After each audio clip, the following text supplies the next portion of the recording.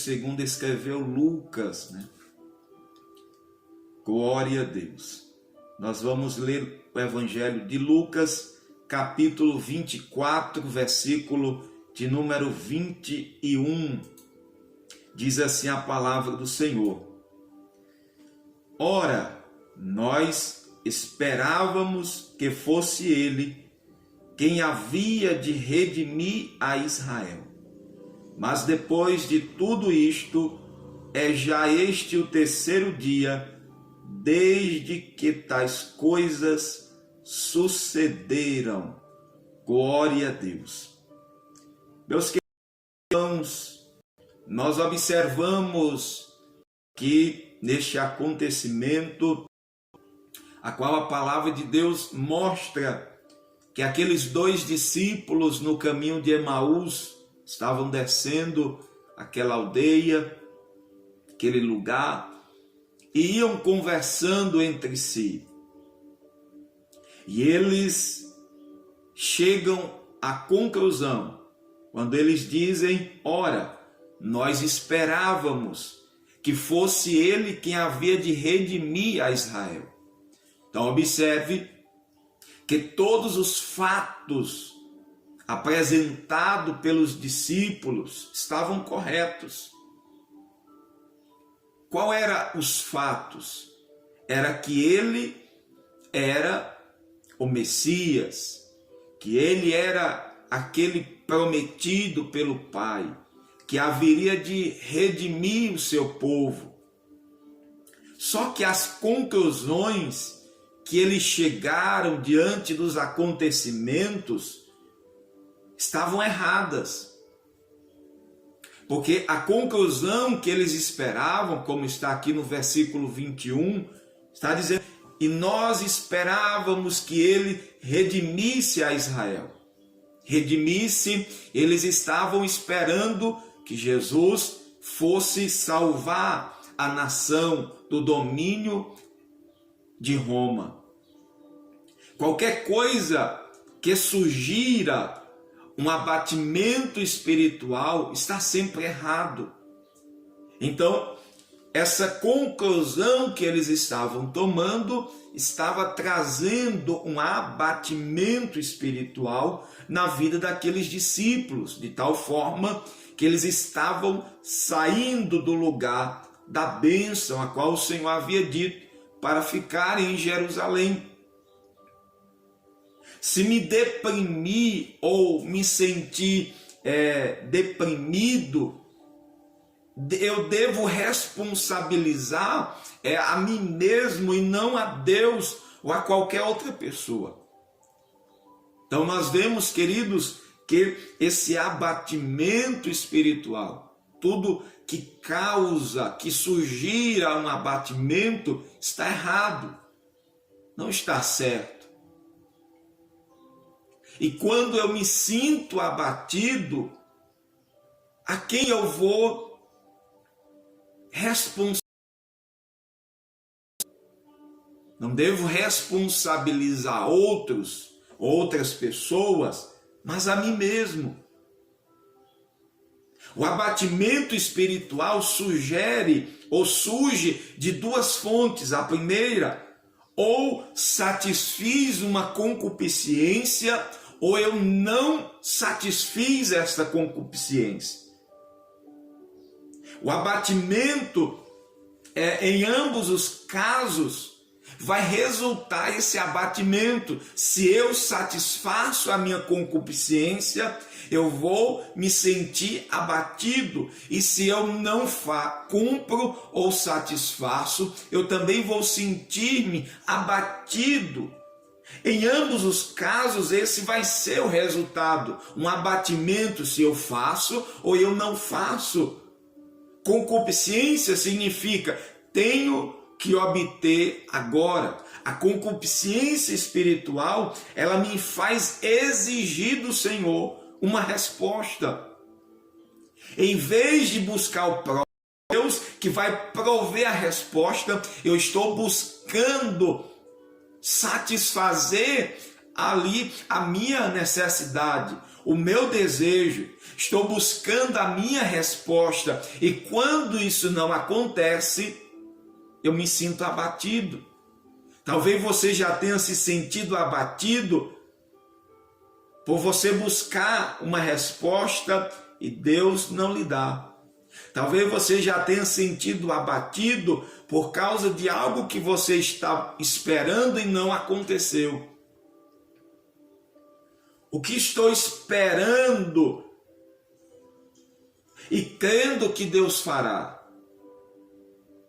Veja que os discípulos dizem assim: é hoje o terceiro dia e ele ainda não fez o que eu esperava. Eles estão dizendo: hoje já é o terceiro dia e ele morreu. Nós esperávamos que ele redimisse. E nesta manhã, o que é que você está esperando que Deus faça? E talvez você está dizendo: hoje já é um ano, hoje já é um mês, hoje já é uma semana, não sei quanto tempo, e Deus ainda não fez, e talvez você esteja abatido ou se sentindo abatido, talvez até mesmo pensando em não orar mais.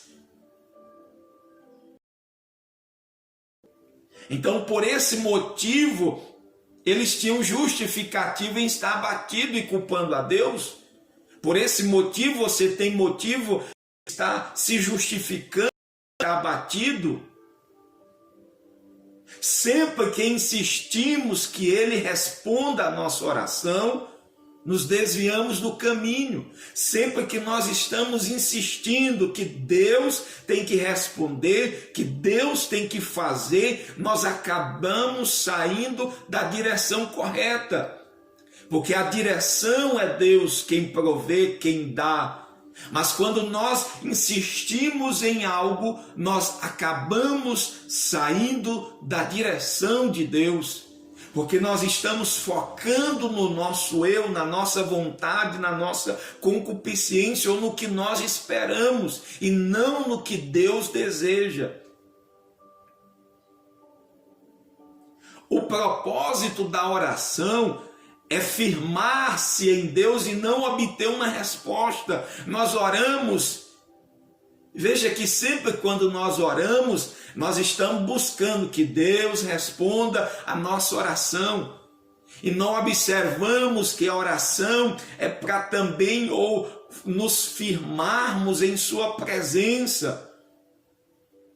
É para nos firmarmos em Deus. Veja, por isso que muita gente até mesmo às vezes ora muito, mas ora apenas pedindo, mas não ora para se fortalecer e se firmar em Deus. É impossível estar bem fisicamente e sentir-se esgotado, porque o esgotamento é um sinal de enfermidade. Então, se algo está lhe trazendo esgotamento, é algo significa que algo não está bem. Se algo está tirando o seu vigor espiritual, está tirando as tuas forças, então significa que algo está errado.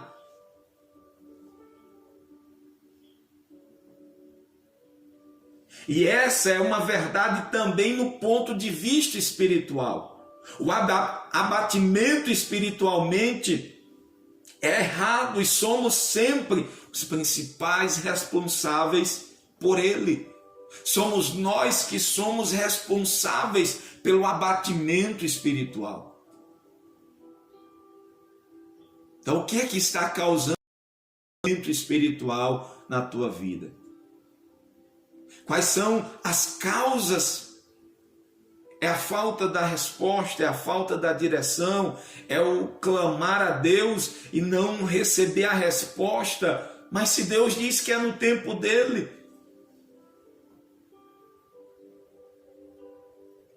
Então veja, queridos irmãos, que nós procuramos os celestiais e os acontecimentos terrenos extraordinários para que nós vejamos a Deus.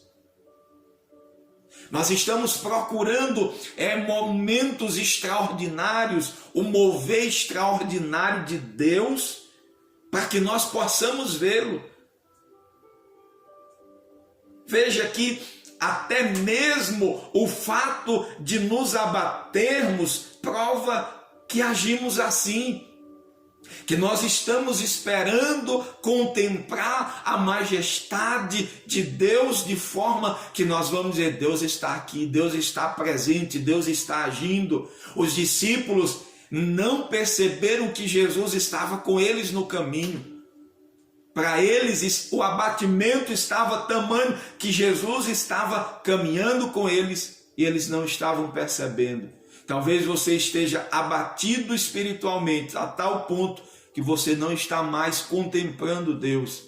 Você não está percebendo Deus, porque está esperando um mover extraordinário para poder contemplar o agir de Deus. Ainda assim, nunca percebemos que em todo tempo Deus está agindo nos acontecimentos diários e nas pessoas ao nosso redor. Veja, queridos, que o abatimento nos tira a percepção do agir de Deus nas mínimas coisas, nos mínimos detalhes da vida. Se tão somente obedecermos e nós fizermos o que Ele mesmo coloca bem diante de nós, certamente nós o veremos, certamente nós o contemplaremos. Você tem contemplado o Senhor nesse dia? Você tem contemplado a majestade de Deus? Talvez você esperasse que algo extraordinário já estivesse acontecendo no início desse dia. Mas veja, você amanheceu. Amanheceu o dia para você. Você acordou, você está vendo, você está enxergando, você está respirando. Você tem uma casa, você tem um lar, você tem uma família. Veja que nos mínimos detalhes alguém está cuidando de tudo, e se esse alguém está cuidando de tudo, ele está cuidando da sua vida, ele está agindo para que você possa ter o que você tem agora.